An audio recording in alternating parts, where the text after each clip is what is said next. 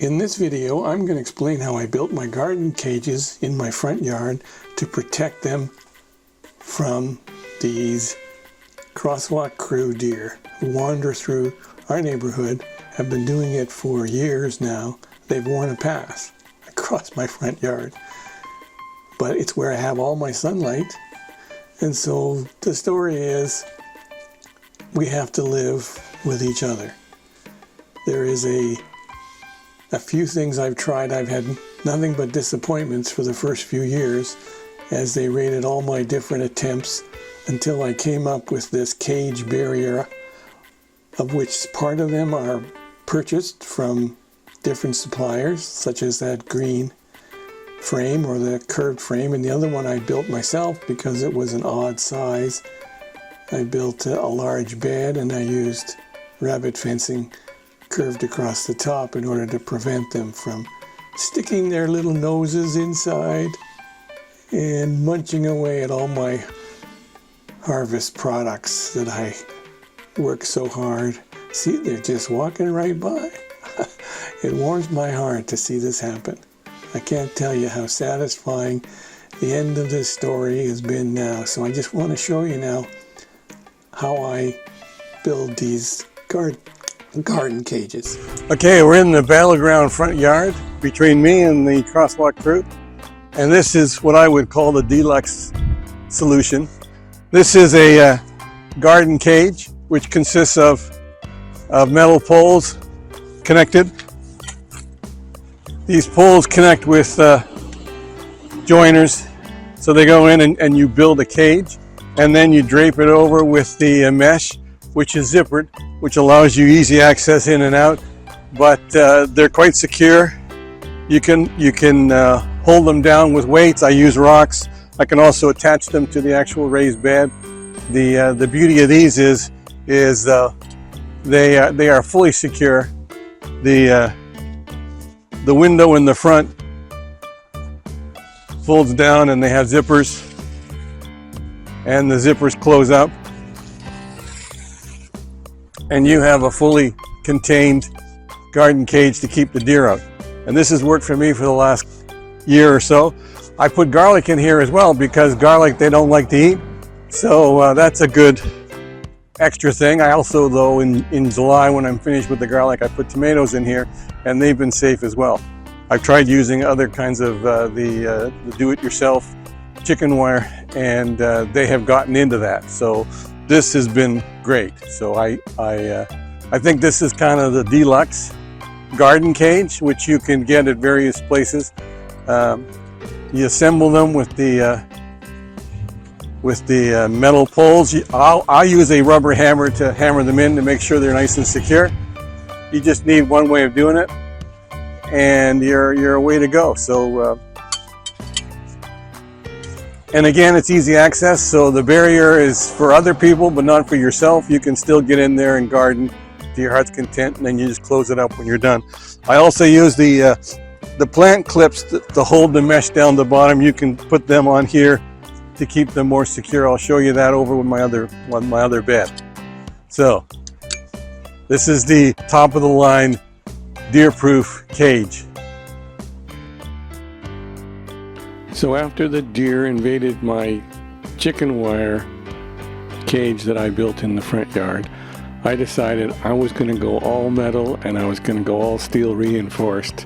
And this is what I came up with. First I bought a couple of raised beds, and I elongated them by joining the sides together. So that's an odd size raised bed. So the first thing I realized was there wasn't any standard cover I could buy for it that would fit that size. So then I started looking around for how could I enclose it, and I came across rabbit fencing. You can see here the rabbit fencing is got sections that are narrower at the bottom and then wider at the top. So the narrow at the bottom gets smaller animals that are trying to burrow or chew their way into your enclosure. So what I did was I used the rabbit fencing as a cover over the raised bed, and as you can see here, there's also some 16 gauge stainless steel wire that I used inside to build a little kind of curved frame that the fencing can rest on if need be, so that I could also use it to tie and to hold up plants. So this might gives you a better idea. You can see the steel gauge wiring, and then you can see the rabbit fencing over top, and all told it makes a nice curved opening over the top.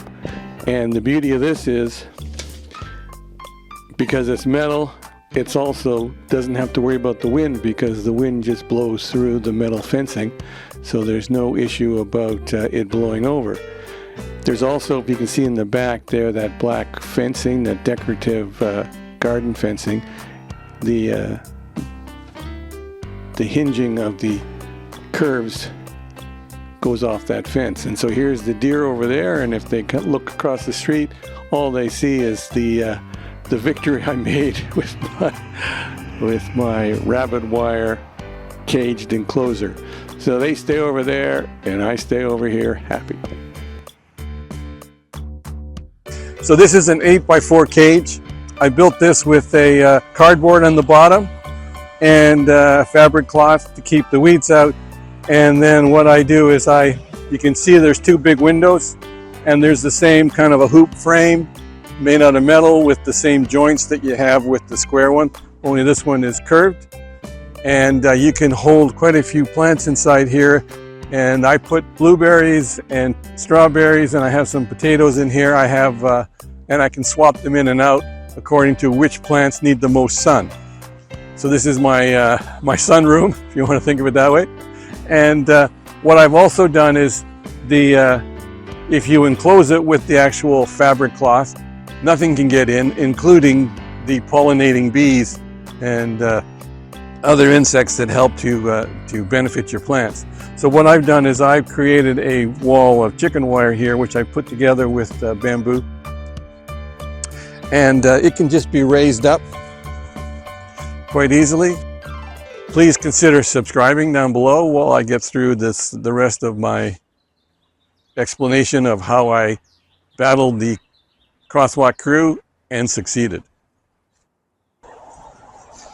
And then I have access to the inside, but when it's closed, it still allows the pollination to happen through the holes in the chicken wire. The bees can still get through, but as I say, my crosswalk crew that comes over here, they don't even bother anymore because this is totally secure. And in terms of cost, you got to think of the cost of this over many years, because this is probably, $80, $100 altogether for all the equipment here. But if you prorate that over 4 or 5 years, you're only going to be out $20 a year. The other thing you have to do is every once in a while you have to oil the zippers, because they dry out in the elements. So you want to make sure that if you have any enclosures with zippers, I use it the same with my greenhouse as well. You have to have oiling the zippers to make sure that they're still smooth and they work properly. But other than that, the suburban ninja deer have ignored them ever since I put this in. So I am happy. They are a little disappointed, but they can move on. There's lots of other good eats in the neighborhood, so they just bypass me and they go on to other places. So deer 0, Craig the stand-up gardener 1. I'm Craig the stand-up gardener, and I'm a retired engineer and project manager who's survived 2 cancer events, as well as I have a hernia from the incisions, and so I can't lift over 20 pounds. So the stand-up garden is my way of having longevity in my garden, so I can garden for the next 20 years, I hope, without having to lift, bend, or stretch and reach beyond my physical limitations. So the stand-up garden is the way I'm working towards having a long, healthy life and enjoying the fruits of my labor. I also want to mention that I have a shopping list in my description for each of the 3 layers: the do-it-yourself with the chicken wire, the intermediate with the rabbit fencing, and then looking at the actual cages that you can buy all pre-made and ready to go. And as I said, the thing is these are prorated over several years, so although they cost a bit more for the higher end solutions, they're worth every penny, because not only does it give you the access, but it also gives you the peace of mind. So there's other videos you can check out. I also have a subscribe button.